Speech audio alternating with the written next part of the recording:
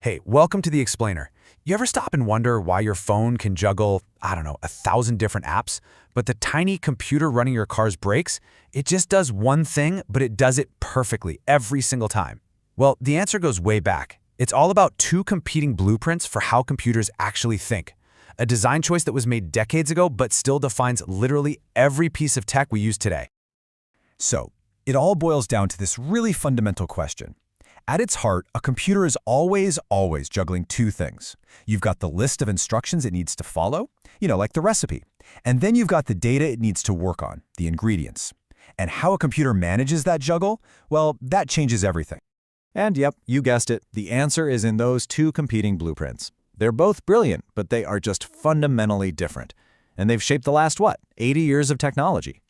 So before we dive into how they really compete, let's just get on the same page. Let's establish the ground rules by looking at the absolute basic parts of any computer. Okay, so let's talk about the core components. I like to think of them as the worker, the warehouse, and the road. Because really, inside every computer, it just boils down to these three main parts working together to get, anything done. It's kind of like a simple factory operation. All right, so first up, you've got the central processing unit, the CPU. This is our tireless factory worker, right? It's doing all the actual thinking, all the heavy lifting. Then you've got the memory. That's the warehouse. It's storing everything, the instruction manuals, the raw materials, the whole shebang. And then, and this is super important, connecting them is the bus. Think of it as the one road our worker has to use to go fetch everything it needs from that warehouse. Okay, now let's see how those parts get put together in our first blueprint. This is the von Neumann design. We can call it the generalist. It was pioneered by this absolute genius, the mathematician John von Neumann, way back in 1945. And believe it or not, this is the architecture that's the foundation for pretty much every general-purpose computer we use today. The core idea here is it's beautifully simple. You've got one single giant warehouse for everything. Your recipes, the instructions, and your ingredients, the data, they're all stored together, mixed in. And here's the critical part. There is only one road, a single bus, leading from our worker to that one big warehouse. So because everything is just hanging out together in one big shared warehouse, this whole approach is incredibly flexible. I mean, you can easily swap one program for another. A program can even modify its own data, or, and this is kind of wild, it can even modify its own instructions while it's running. This makes the whole design really simple, cheap to build, and absolutely perfect for those general-purpose computers. Like the desktop or laptop you're probably watching this on right now. But what if you don't need all that flexibility? What if, for your job, the most important things are just raw speed and absolute, rock-solid predictability? Well, that's where our second blueprint comes in. Meet the Harvard design, the specialist. And wow, this diagram just shows the difference so perfectly.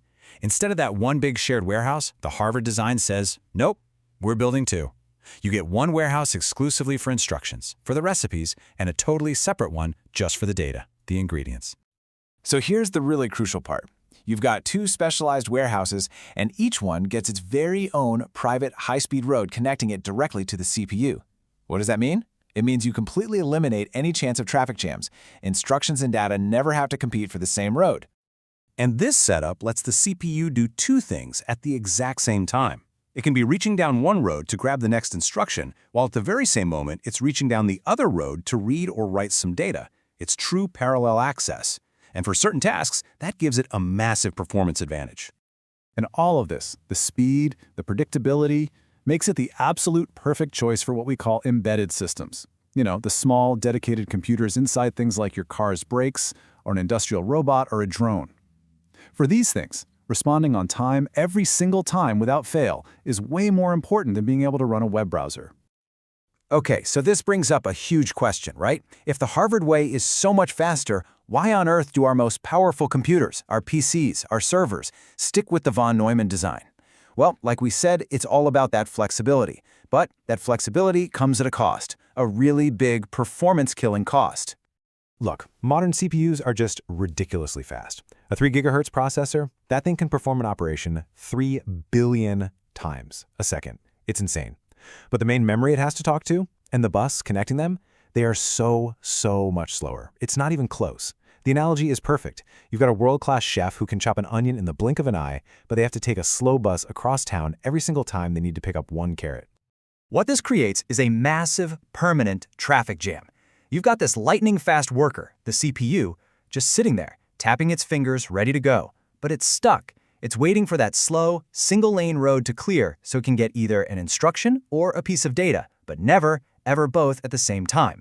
So the CPU spends a huge amount of its time just waiting, stalling, wasting billions of potential calculations every single second. And this fundamental problem, this choke point that's just baked into the design, it has a name. It's famously known as the von Neumann bottleneck. And make no mistake, this is the single biggest headache, the biggest challenge for modern computer architects. Let's put it another way. Just picture a kitchen.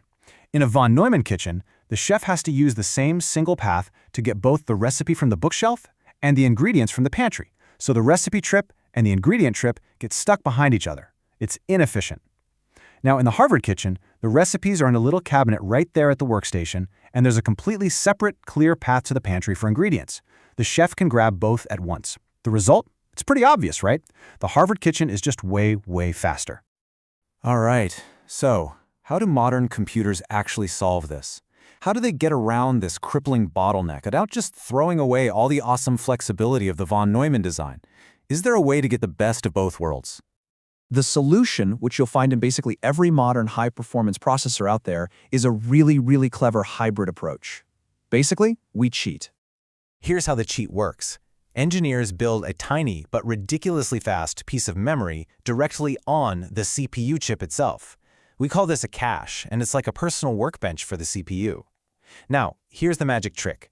The very first, closest, and fastest cache, we call it the level 1 or L1 cache, is actually built using the Harvard design. It's split into two separate parts, one just for instructions and one just for data. And each of those parts gets its own private superhighway straight to the CPU's core. This brilliant design is often called a modified Harvard architecture, and it really is the solution. What we get is the raw, unadulterated speed of a Harvard system for the most urgent tasks right there where the worker is. But it's all still connected to that huge, flexible, von Neumann-style main memory for everything else. You can think of it exactly like this.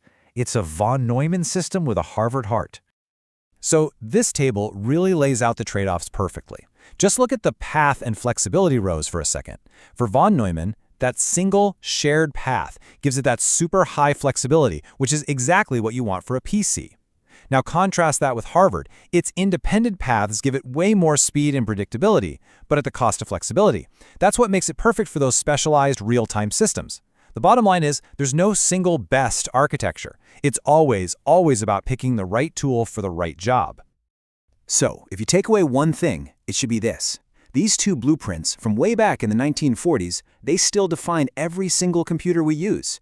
Your PC is a von Neumann generalist, designed from the ground up for flexibility. That tiny little computer in a drone or your car? That's a Harvard specialist, built for pure speed and reliability. And to get the best of both worlds, our most powerful processors pull that clever trick. They put a tiny, super fast Harvard engine inside a big, flexible von Neumann machine. But, overcoming this bottleneck, that's really just the beginning of the story of how we make computers fast. Engineers have come up with even more incredible tricks. Things like CPU pipelines, which turn processing into a super efficient assembly line, or even deeper dives into memory caches, which act like these crazy intelligent prediction engines. So which of these amazing solutions should we break down for you next? Let us know what you're curious about. Thanks for joining this explainer.